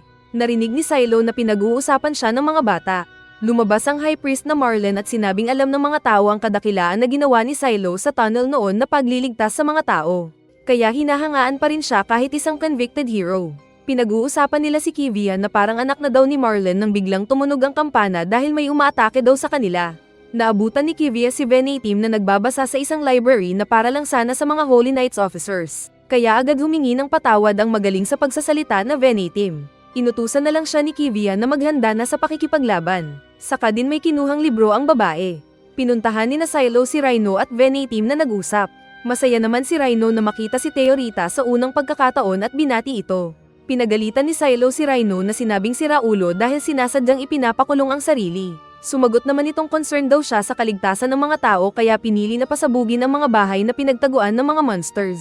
Kalaunan pa ay tinuro ni Venetim ang lokasyon ng pinagtataguan ng Demon Lord at mga monsters na pumasok sa bayan. Tinuro pa ni Venetim na hiwalay ang posisyon ng mga heroes at ng 13th Battalion kaya naiinis si Silo na kinwelyuhan si Venetim. Kaya ipinaliwanag ni Venetim na mas priority ng gobyerno ang Central District. Sinabi ni Teorita na pagkakataon niyon para iligtas nila ang mga tao sa bayan na iyon. Kaya napahanga naman si Rhino sa goddess. Muling bumalik ang inis ni Silo sa mga corrupt na nakaupo sa mataas na posisyon. Nag-motivate si Norgale na parang isang hari at pinalakas ang loob ng mga adventurers para sa depensa ng bayan. Kaya nagtaka si Silo kung anong ginagawa ng mga adventurers. Pananggakuan pala sila ni Norgale ng pabuya kalaunan. Nagbigay ng pagkain si Silo kay Tatsuya at para naman itong zombie na kumakain ng utak. Dumating si Rhino na naka-full battle gear. Sinabi ni Silo kay Teorita na ito ang armas ni Rhino. Nagtanong si Rhino na inaasahang makita ang buong unit ng mga heroes doon. Kaya ipinaliwanag ni Silo na hindi pa lubusang naghilom ang kamay ni Sub. Samantalang kinakausap naman na ni Venetim ang ilang officers para maipadala si Jace sa misyon kasama ng dragon nito. At hindi rin panglaban sina Norgale at Dota kaya silang apat lang ang ipapadala sa laban. Sinabi ni Rhino na may nabubuo siyang idea para mas dumami sila. Sisirain daw niya ang isang bakod para doon umatake ang mga monsters at mapipilitan ang mga sundalo na puntahan sila at may mga kasama na sila sa laban. Kaya nasabi ni Teorita na siraulo ang kaharap nila ni Silo. Ipinaliwanag ni Silo na hindi pwede ang balak ni Rhino dahil marami ding mga madadami na sibilyan. Saka tinuro nitong ang mga bangka ng mga corrupt ang pasabugin niya. Nakinalugdan ni Rhino. Saka din sila pupunta sa tower na pinagtataguan ng mga demon fairies para patayin ang mga ito. Habang nag-uusap si Kivia at ng isang opisyal nito ay pumasok si Venetim na representatives ng mga hero para mag-report na inatake ng mga monsters ang port. Hindi naniniwala ang kasama pero pumasok ang isa pang tauhan at sinabing inatake ng mga fairies ang port. May ibinigay itong paperworks kaya pinayagan ni Kivia ang request ni Venetim na ipadala si Jay sa kinaroroonan ng mga heroes. Ipinahabol kasi ni Venetim ang pagbati para kay Marlon na uncle ni Kivia. Kaya naiinis ang babae na sinabing mabuting tao si Marlon at nagtanong kung anong nais palabasin ni Venetim. Pero sinabi ni Venetim na siya ang nag-report kay Marlon ng posible na pag-atake ng mga monsters sa bayan. Samantala ay ipinakita ang pag-atake ng mga monster fairies. Busy sina Silo at mga kasama sa paglaban. Sinalubong ni Tatsuya ang ilang mga monsters na pinatay niya gamit ang brute strength at palakol. Humingi naman ng tulong si Silo kay Teorita kaya gamit ang power ay naglabas ng maraming mga espada at pinagtutusok ang ilang mga monsters. Saka din nagpasabog si Silo. Sinabi ni Dota na scout nila ang nakitang shelter na pinaligiran ng maraming mga monsters. Kaya nasabi ni Teorita na responsibilidad nilang tulungan ang mga tao na naipit. Biglang may mga monsters na nagdatingan para atakehin sila. Kaya naglakad si Rhino na sinabing dudurugin ang mga ito. Naghanda siya sa pagpapasabog at nag-charge ng power. Saka din pinalipad ang malaking bala at sumabog ang mga monster na natigok sa isang sulok. Kaya masaya si Rhino na sinabing great team daw sila lalo na kay Teorita. Kaya natakot ang bata na nagtatago sa likod ni Silo. Kinausap ng mga heroes si Venetim gamit ang telecommunication sa kanilang mga katawan at sinabing ipinabantay ang underground tunnel sa ilang mga sundalo. Naistorbo sila nang sabihin ni Dota ang mga umaataking monsters na may laser gun. Nasa rooftop ang mga ito na tinutukan ng mga bida. Kaya kaagad hinila ni Silo si Teorita sa tabi ni Rhino. Agad gumawa ng shield si Rhino kaya hindi sila nasaktan sa pagbaril ng mga kalaban. Saka din bumawi si Rhino ng pagkanyan sa rooftop na kinaroroonan ng mga monster snipers. Kaya napakamot na lang ng ulo si Silo dahil sa nasira ni Rhino na bahay para lang mapatay ang mga monster. Sa tunnel ay busy naman ang ilang mga Holy Knights sa pagbaril ng mga monsters na sinusubukang dumaan doon. Pero hindi nila alam na nasa likod lang pala nila si Bowejem na sinabing pinuri ang galing nila. Pagtingin ng mga Knights ay nakita nila si Bowejem na nagbago ang mata. Saka din ito naging monster at pinagkakarne ang mga napasigaw na lang nakawawang mga Knights. Pagdating ni Kivia ay nakita ang pagsasanib ng military at temple guard sa pangunguna ni Marlon. Sinabi ni Marlon na responsibilidad nilang iligtas ang mga tao. Kaya napahanga na naman si Kivia sa uncle nito. Subalit nang sabihin ni Marlon ang pangalan ng tao na naging client ni Lydia para sa co-existors na culto ay nanlaki ang mata niya.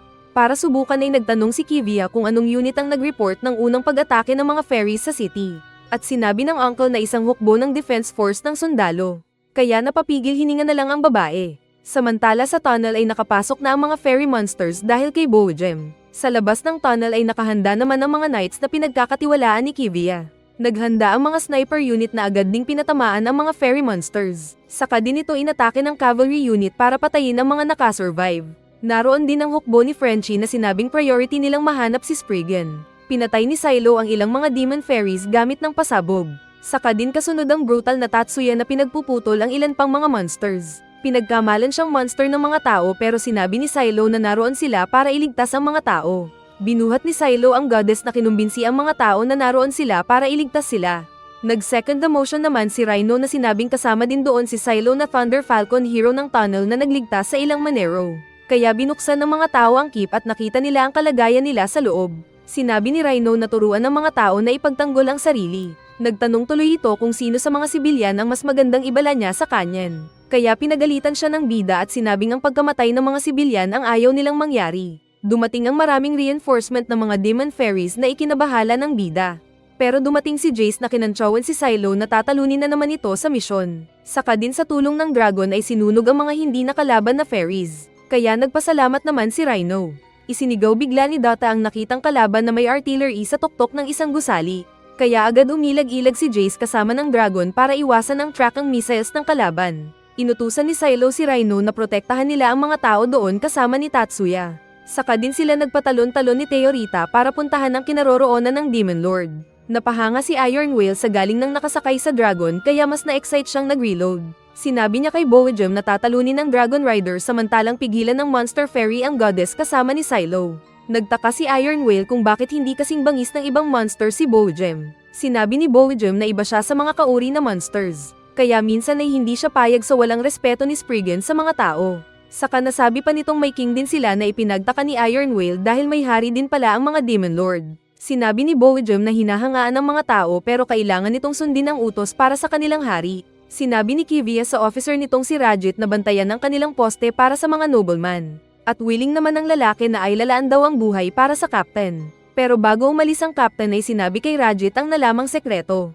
Kinamusta ni Silo ang mga kasama at sinabi ni Rhino na ayos lang sila. Saka din ipinakitang gumagamit na si Tatsuya ng laser gun para patayin ang mga kalaban at napapahanga siya dito. Tumalon-talon si Silo dala si Teorita saka din tinapunan ng pasabog ang ilan pang mga monster na nasa rooftop. Nagpatuloy lang sa pagpatay ng mga kalaban ang dalawa. Saka din nagpatalon-talon para lapitan ng Demon Lord Tower. Samantala ay pinapalakas naman ni Jace ang loob ng dragon at sinabing mas mabilis ito kaysa sa bala ng kalaban. Nakita ni na Silo ang maraming nagkalat na mga monsters. Kaya inilabas niya ang mga blade at sinabing wala silang magagawa kundi pasabugin ang mga ito. Na kanila namang ginawa gamit ng kani-kanilang mga blade kaya nagkaroon nga ng malakas na pagsabog sa tulay. Natigilan lang sila dahil sa pag-atake ni Shiji na naghihintay doon. Umatake pang muli si Shiji gamit ng kakaiba nitong armas kaya nasira ang tulay. Saka pa nagpatulong ng backup kay Iron Whale. Nagpatama naman ng kanyan si Iron Whale pero sinangga ito ni Teorita gamit ng mga espada kaya sa itaas ang sumabog. Nahuli ng mga demon fairies ang kamay ni Silo na binalak makarne ni Shiji. Ngunit pinatamaan ng goddess ng blade ang armas ni Shiji na nagmalfunction. Kaya hinuli ni Silo si Shiji na hindi na nakatakas. Pinaghanda ni Silo si Jace sa ere na parang boy scout na laging handa. Saka din sinipa ng bida si Shiji paitaas at sinalubong ng pagbuga ng dragon ng apoy. Kaya nasunog na ang walang silbi na traidor para sa mga tao. Tinawagan ni Silo si Rhino na siya naman ang gumalaw. Ipinakitang nakalakin na nga ito sa target. Saka din nagpatama ng maraming pagpapasabog sa kinaroroonan ni Iron Whale. Napigilan ni Iron Whale ang ilang bala pero nataman pa rin siya at sumabog na nahulog sa kanasunog. Pinuntahan ni Kivia si Frenchie at humingi ng tulong para sa nais malaman. Sinabi niyang gagawin ng anuman para sa babae kapag tinulungan siya. Kaya agad namang pumayag si Frenchie dahil para daw ito kay Silo. At maganda na rin iyon para may utang na loob ang isang captain ng Holy Knight sa kanya.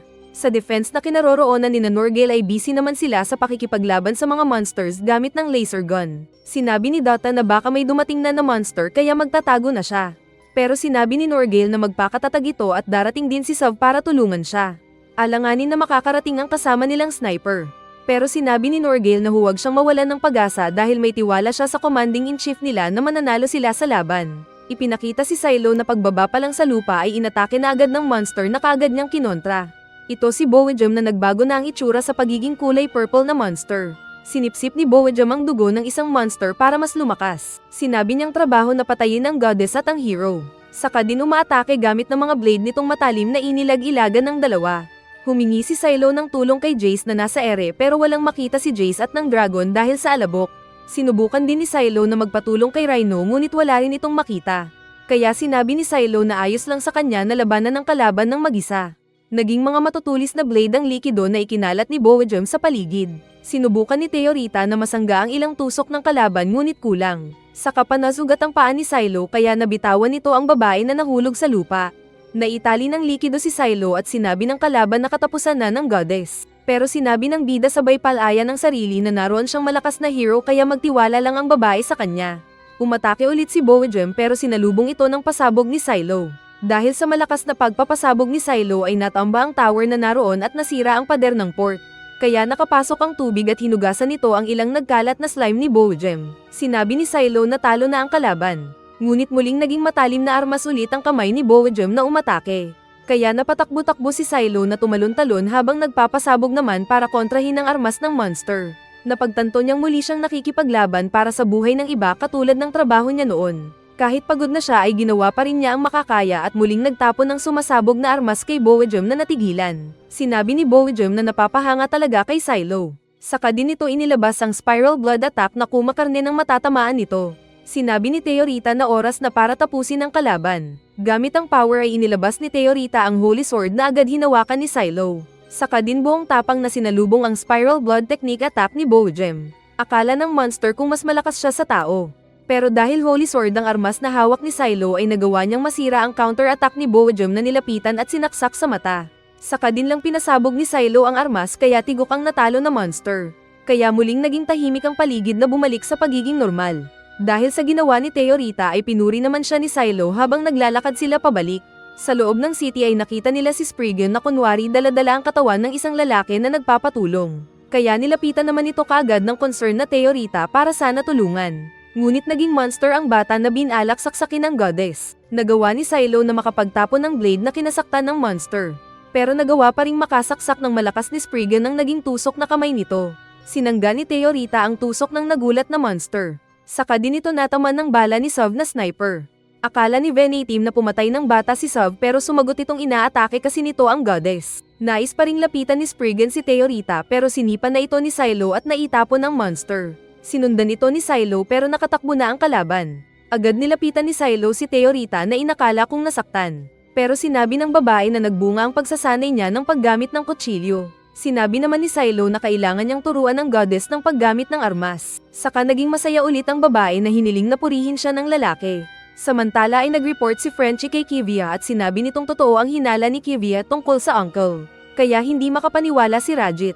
Sa ilalim ng busy na syudad ay buhay pa si Spriggan na sinubukang makaligtas. Maghahanap lang daw siya ng ibang host. Ngunit naroon na pala si Rhino na patawa-tawa dahil isa itong psycho. Sinabi sa natatakot na Spriggan na may nailalabas na amoy ang mga Demon Lord na naamoy din ng iba pang Demon Lord sa malapit. Demon Lord din pala ang manyak. Sinabi nitong ang kasalanan niya kaya siya ginawang hero ay dahil gustong-gusto niyang pumapatay ng mga katulad. Saka patawa-tawa pa ito na mas kinatakot ng walang magawa na Spriggan. Pinulot ni Rhino ang walang kalaban-laban na Spriggan habang sinasabing natututo na siya ng ugali ng mga tao. At masarap daw ang feeling ng pagpatay ng mga kapwa monster. Parang musika daw sa kanya ang sigaw ng mga kapwa monster sabay tapon kay Spriggan sa pader na parang tae. Nagpakilala pa si Rhino bilang Demon Lord na si Puki Puki. Saka din pinatay si Spriggan na nakarma sa ginawa kina Lydia at ng mga kapamilya nito. Ipinakita naman si Boajem na buhay pa na patungo sa hari nito. Puppet Xerox copy lang pala niya yung pinatay ni Silo dahil ayaw niyang lumaban sa mga mas malakas na hero ng mga tao. Kinausap ni Kivia si Marlon at pinuri ito sa mga nagawa. Sinabi ni Marlon na itataas ang rangko ni Kivia. Subalit naging seryoso ang usapan nila nang kumprontahin ni Kivia ang uncle at sinabing alam na isa siyang co-exister na balak punuin ng katulad niya ang simbahan. Kaya nagtanong si Marlon kung na-interrogate ni Kivia si Lydia. Ipinaalala ni Kivia ang nakaraan na si Marlon ang tumulong at nag-inspire sa kanya para maging magiting na sundalo. Ibinalik din ito ang armas na bigay ng uncle sa kanya noong bata pa siya. Sinabi ni Kivia na nabisto si Marlon nang magsinungaling ito kung sino ang nag-report sa kanya ng unang pag-atake ng mga monster fairies. Kaya napahanga si Marlon sa babae. Sinabi ni Marlon na ginawa ang pakikipagsabuatan sa mga Demon Lords dahil gusto nitong protektahan ng pamilya. Sinabi ni Marlon na kailangan ng mag-mature ni Kivia at tanggapin ang katotohanan. Tinawag pa nito si Kivia na sumali na din sa mga Demon Blight dahil walang magagawa ang mga tao laban sa mga monster.